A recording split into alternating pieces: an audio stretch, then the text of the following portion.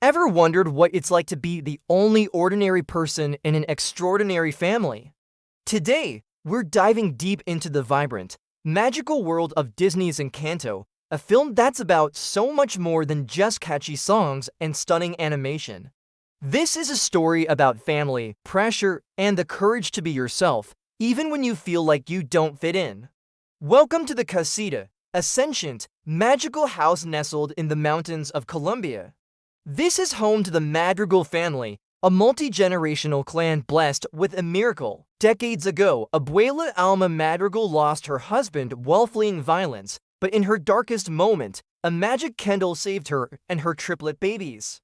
This candle created a haven, an encanto, and gave birth to their magical house, the Casita. More importantly, it bestowed a unique magical gift upon every Madrigal child once they came of age. Let's meet the family. There's Yulita, who can heal people with her cooking. Her husband, Augustin, is a bit clumsy but full of love. They have 3 daughters. Isabella, the golden child, can make flowers bloom anywhere. She's perfect, graceful, and set to marry the town heartthrob. Then there's Louisa, the rock of the family, blessed with super strength. She literally carries the town's burdens on her shoulders, from moving bridges to wrangling donkeys. Then we have Pepper, whose mood controls the weather. A cloud appears over her head when she's stressed, and a hurricane brews when she's angry. Her husband, Felix, is the life of the party, always trying to keep her sunny. Their kids are Dolores, who has super hearing and knows all the town gossip. Camilo, a shapeshifter who loves a good prank. And little Antonio, who's about to have his gift ceremony. And of course, we can't forget Bruno. We don't talk about Bruno. He's the third of Abuela's triplets, whose gift was to see the future. His often unsettling prophecies made him an outcast, and he vanished years ago, becoming the family's secret shame. In the middle of all this magic, we have our hero, Mirabelle. She's Yulita and Augustin's youngest daughter. She's quirky, empathetic, and full of life. But when it was her turn to receive a gift, the magic door simply disappeared. She's the only Madrigal child without a power. Can you imagine? Living in a house where your sister can create floral masterpieces and your other sister can lift a church, while you are just you. Mirabelle tries her best to contribute, to be helpful, but she constantly feels like a disappointment, especially to her abuela, who sees the family's magic as their sacred duty. The story kicks off on the night of Antonio's gift ceremony. The whole town is gathered, excitement is in the air. Mirabelle, feeling left out, watches as Antonio bravely touches his new door. And success, he's granted the power to talk to animals. Everyone celebrates, but in that moment of joy, Mirabelle sees something terrifying. Cracks begin to spiderweb across the walls of the casita, and the magical candle flickers dangerously. When she tries to warn everyone, the cracks vanish and no one believes her. Abuela, especially, dismisses her concerns, worried about upholding the family's perfect image, but Mirabelle knows what she saw. The magic is in danger, the casita is breaking, and she becomes determined to figure out why and how to stop it, believing that this is her chance to finally prove her worth. Her investigation starts with her super strong sister, Louisa. When Mirabelle asks her about the magic, Louisa, who always seems so unflappable, suddenly breaks down. In the show-stopping song Surface Pressure, she confesses the immense weight of expectation she carries. She feels like she has to be strong for everyone, all the time, and the pressure is literally crushing her. As she sings, her powers start to glitch. She can't lift things she used to lift with ease. This is the first real sign that the magic is indeed fading. Louisa suggests that the answer might lie in Bruno's Forbidden Tower. Remember him, the one they don't talk about? Mirabelle bravely ventures into his sand-filled room and discovers a fractured vision he had. It shows her, standing in front of a breaking casita. Is she the cause of the family's downfall, or is she the key to saving it? This leads her to Dolores, whose super hearing picked up a clue. She heard Bruno muttering in the house the night of the vision. How could he be muttering in the house if he left? This doesn't add up.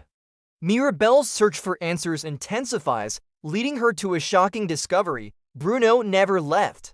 He's been living within the walls of the casita all along, patching the cracks he sees forming, trying to protect his family from the shadows.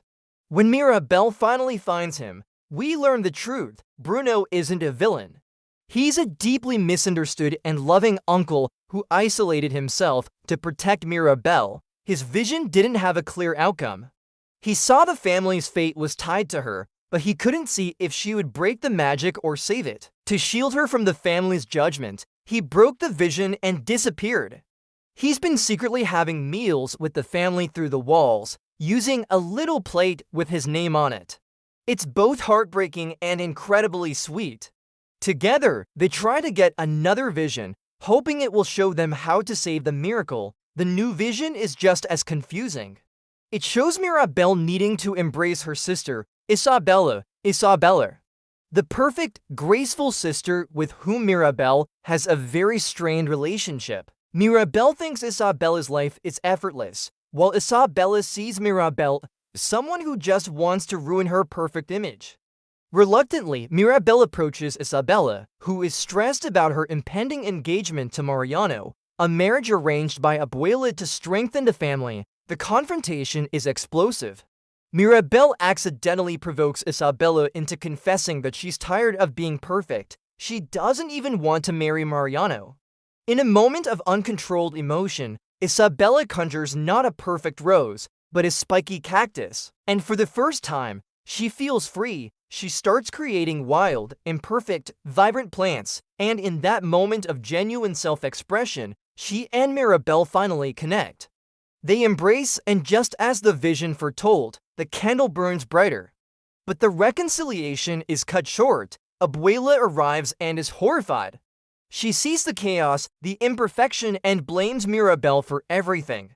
She accuses Mirabelle of hurting the family because she was never given a gift. This is the breaking point.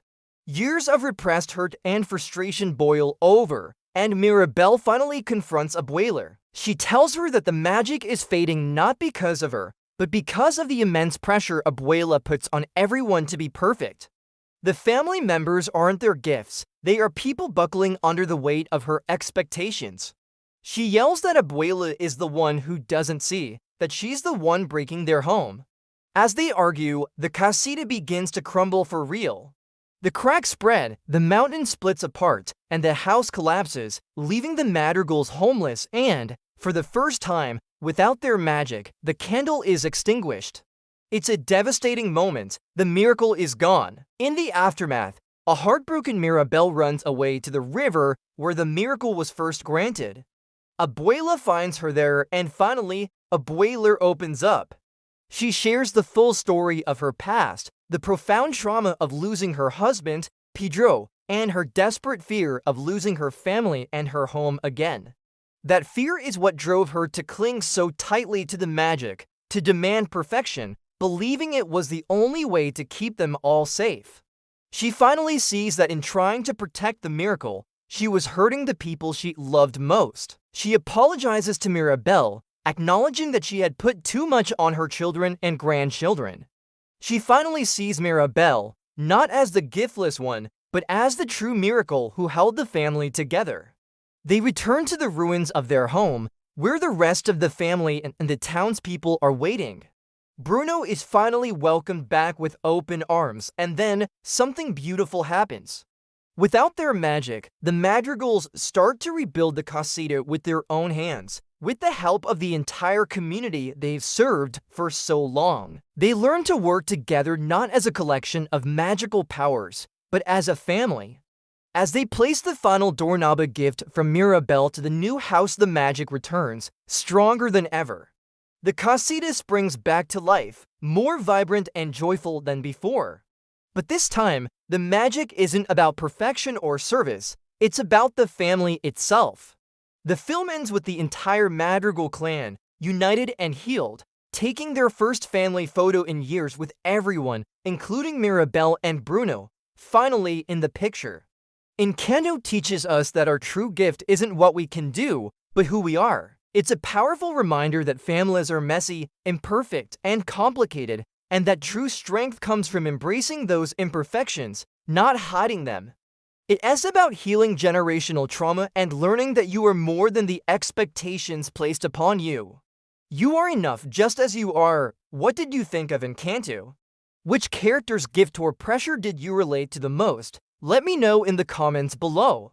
Thanks for watching, and don't forget to like and subscribe for more deep dives into your favorite films. See you next time.